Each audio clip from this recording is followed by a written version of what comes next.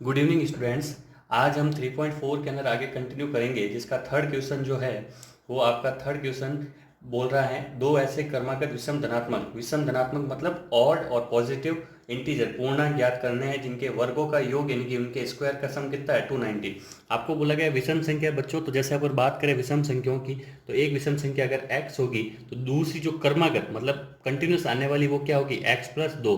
कैसे बच्चों? एक्चुअल में देखो 1 3 5 7 ये जो विषम संख्या है ऑड नंबर्स होती है उनमें गैप कितने का रहता है बच्चों? 2 का।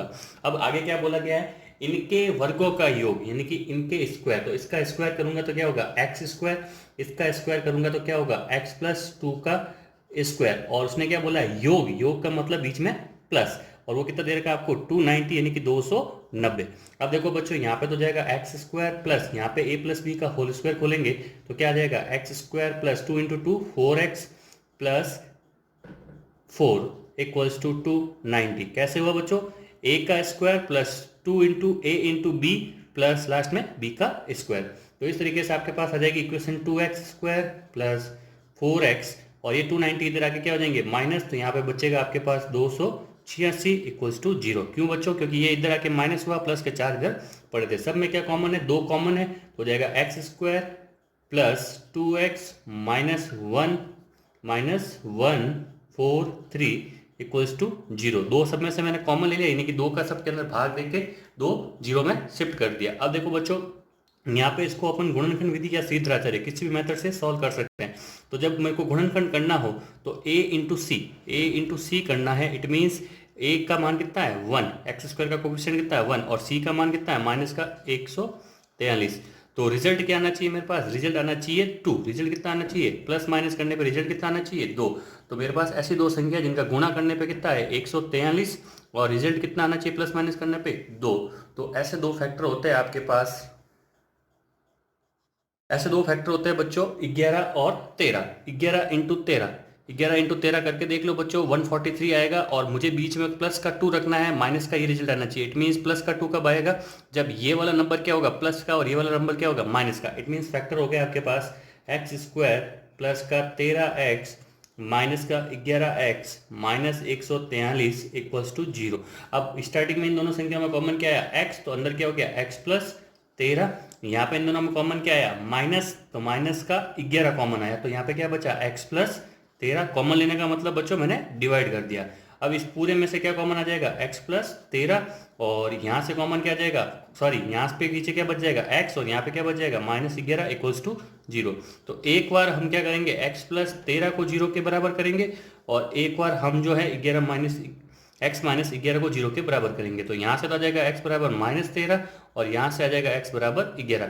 ये वाला तो पॉसिबल नहीं है बच्चों, क्योंकि आपको धनात्मक पॉजिटिव नंबर बोला है। तो ये वाला आपका क्या हो जाएगा? आंसर x बराबर 11 हो जाएगा आपका आंसर। तो दूसरी संख्या क्या हो जाएगी? 11+2। 11+2 कितनी हो जाएगी? 13। तो आपके आंसर हो जाएंगे 11 और 13। इस तरीके से बच्चों ये आपका थर्ड क्वेश्चन कंप्लीट हो गया। इसके बाद देखो बच्चों फोर्थ क्वेश्चन के अंदर क्या बोला गया है? दो संख्याओं के वर्गों का अंदर, यानी कि आपके पास दो संख्या हैं, एक तो मान ली x है, एक है y। इनके वर्गों का यानी कि इनके स्क्वायर का, तो इसका स्क्वायर x², इसका स्क्वायर y², और उनका अंतर मतलब डिफरेंस का मतलब माइनस, और वो कितना है? 45 यानी कि 45 दे रखा है।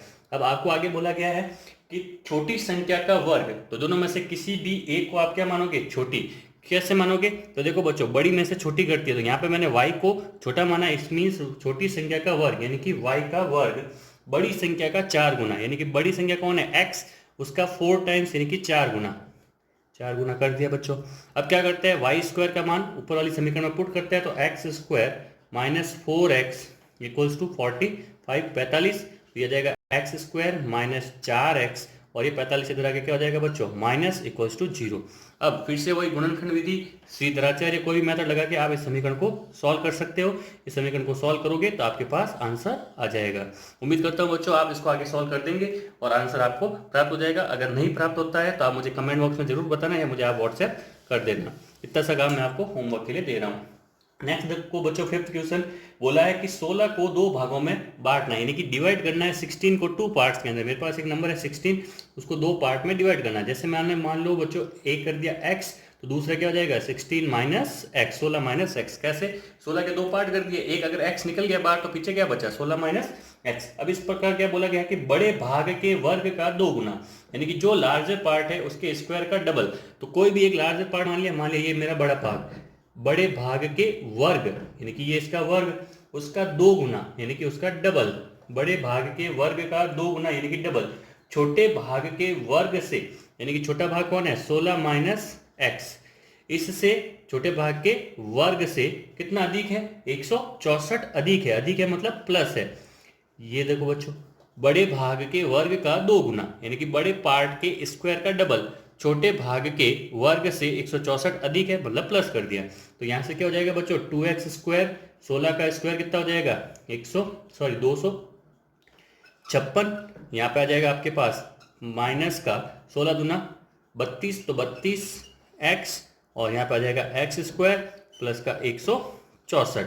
ये 2x स्क्वायर है इधर, तो अपन पूरे को इधर लेके आएंगे तो 2x स्क्वायर में से एक एक्स स्क्वायर गया। यहाँ पे बच्चों मैंने a माइनस बी का होल स्क्वायर खोला है, तो अब ये इधर आके क्या हो जाएगा एक्स स्क्वायर माइनस, अब यहाँ पे देखो बच्चों 32x है तो उधर वाले इधर आके क्या हो जाएंगे प्लस का 32x, और ये 164 और 156, तो अपन इसको दोनों को प्लस के ऐड करके इधर लेके आएंगे तो क्या हो जाएगा माइनस। माइनस का कितना आ जाएगा 6 और 4 10 का 0 हासिल की 1, 6 6 12 का 2 हासिल की 1, और ये आ जाएगा 4। तो इस तरीके से मेरे पास ये आ जाएगा समीकरण। अब इस समीकरण को आप गुणनखंड विधि से सॉल्व कर सकते हो। सीधा सा मेरे को इसके फैक्टर दिख रहे हैं, देखो बच्चों 420 के क्या फैक्टर होंगे यहाँ पे 32 और 420 के यहाँ पे आपके पास फैक्टर होंगे 42 और 10। देखो 42 इंटू 10 करोगे 420 आ जाएगा, 42 में से 10 जाएगा तो आपके पास 32 आ जाएगा। तो इस तरीके से आप इस समीकरण को आगे सॉल्व करके आंसर निकाल सकते हो। उम्मीद करता हूँ बच्चों ये भी आप काम होमवर्क में कर लोगे। देखो बच्चों आपको होमवर्क इसलिए दे रहा हूँ ताकि आपकी खुद की प्रैक्टिस हो, आपको चीज़ें समझ में आए। अगर नहीं होता है तो आप मुझे जरूर कमेंट बॉक्स में बताइए, मैं आपका उसका आगे वाली क्लास में सॉल्यूशन बताऊंगा। तो नेक्स्ट बच्चों अब हम 3.5 एक्सरसाइज में चलते हैं। 3.5 एक्सरसाइज का जो कंसेप्ट है मैं ऑलरेडी आपको डिस्कस कर चुका हूँ।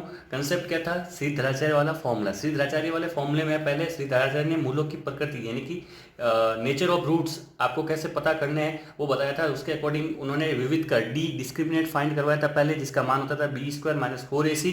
उसके बाद उसी के अकॉर्डिंग उन्होंने 3 आपको केस बताए थे। फर्स्ट केस जब बी स्क्वायर माइनस 4ac का मान ग्रेटर देन 0 यानी कि पॉजिटिव होगा, तब आपके जो शून्य होंगे जीरोज होंगे वो क्या होंगे वास्तविक रियल एंड डिफरेंट यानी कि भिन्न भिन्न। नेक्स्ट सेकंड केस बताया था जब आपके बी स्क्वायर माइनस 4ac का मान 0 के बराबर होता है तो जो आपके मूल या शून्य होते हैं वो वास्तविक यानी कि रियल एंड इक्वल यानी कि दोनों समान होते हैं। और थर्ड केस बताया था जब बी स्क्वायर माइनस 4ac का मान क्या होता है लेस देन 0 यानी कि नेगेटिव ऋणात्मक, तब आपके जो रूट्स शून्य या जो आपके मूल होंगे हल होंगे वो क्या होंगे काल्पनिक होंगे।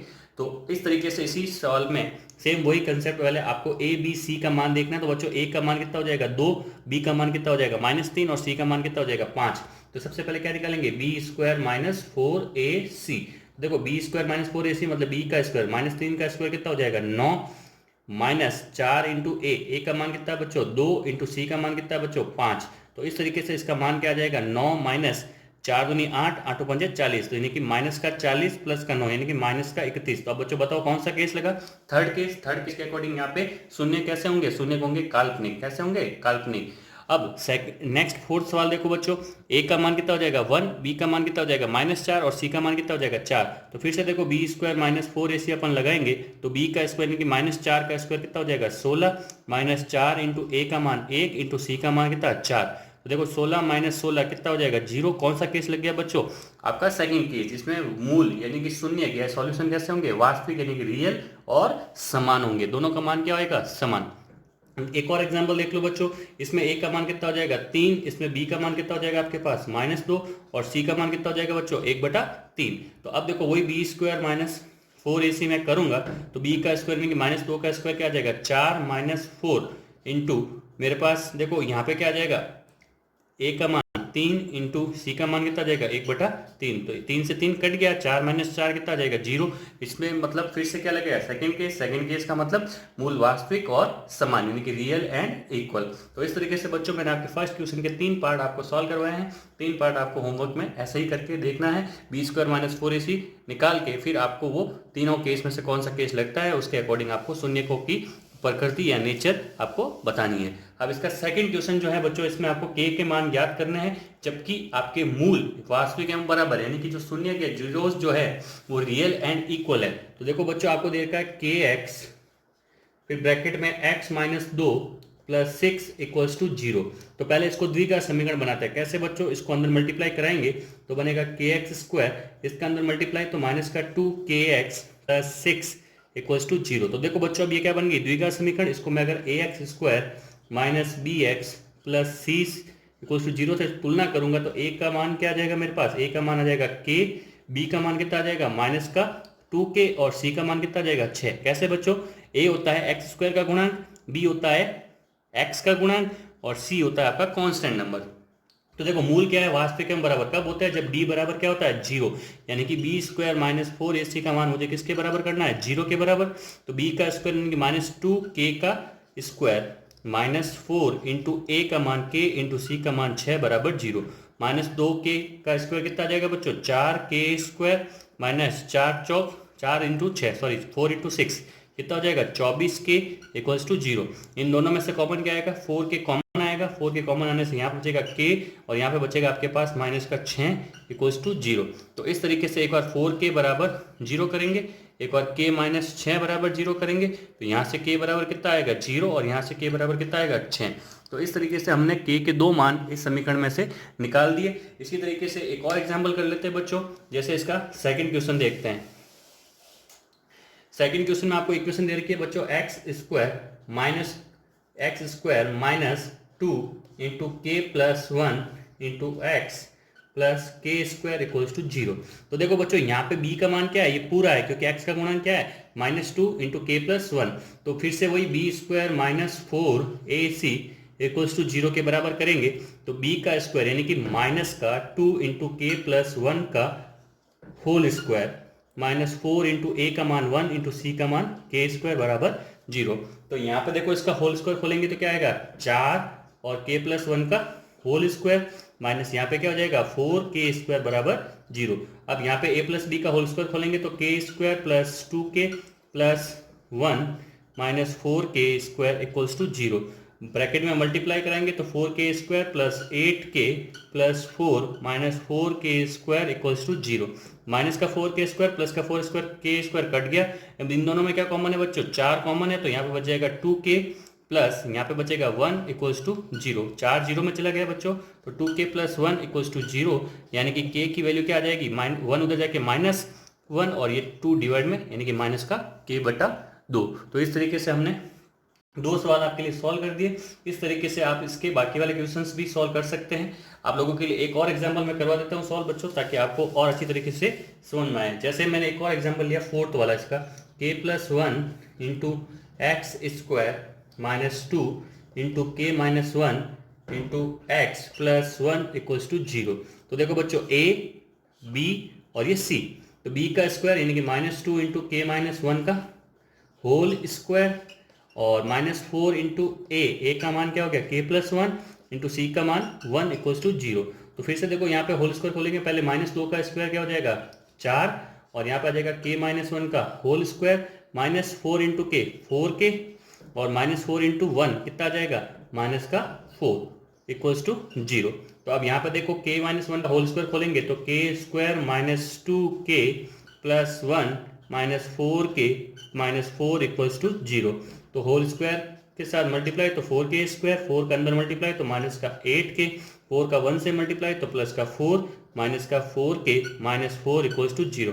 माइनस 4 प्लस 4 यहाँ पे कट गया, तो यहाँ पे इक्वेशन बन गई 4k स्क्वायर माइनस 8 और 4 12 यानी कि माइनस का 12k इक्वल्स टू 0। अब इन दोनों में कॉमन क्या आ गया बच्चों, 4k कॉमन आ गया, तो अंदर बचा आपके पास k माइनस यहाँ पे बचा आपके पास 3 इक्वल्स टू 0।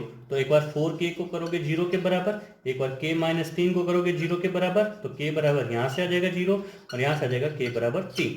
तो इस तरीके से बच्चों हमने इसके 3 एग्जाम्पल आपको सॉल्व करवा दिए सेकंड क्वेश्चन के।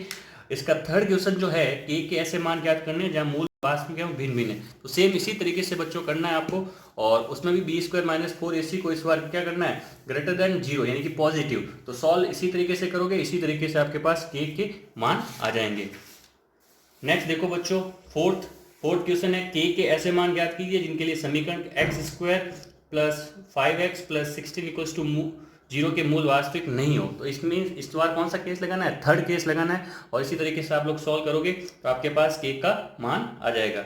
अब बच्चों एक लास्ट क्वेश्चन है फिफ्थ वाला, वो मैं आपको करवा रहा हूँ, वो अच्छा सवाल है। क्वेश्चन देखिए बच्चों, नेक्स्ट क्वेश्चन आपके पास है b minus C into X square plus C minus A into X plus A minus B equals to 0, और इसमें आपको जो है प्रूव करना है 2b equals to a plus C. Actual में बच्चों आपको यहाँ पे हिंट के रूप में क्या दे रखा है, हिंट के रूप में आपको बोला गया है कि मूल वास्तविकों बराबर होने चाहिए। मूल वास्तविकों बराबर कब होते हैं, जब मेरा बी स्क्वायर माइनस 4ac क्या होता है, 0। तो अब यहाँ पे एबीसी में काम में नहीं ले सकता क्योंकि एबीसी स्मॉल एबीसी तो ऑलरेडी समीकरण में दे रखे हैं, तो मैं यहाँ पे कैपिटल ले रहा हूँ। बी स्क्वायर माइनस 4ac मुझे क्या करना है, 0 के बराबर। तो b का स्क्वायर, ये रहा b, ये रहा आपका a, ये रहा आपका c।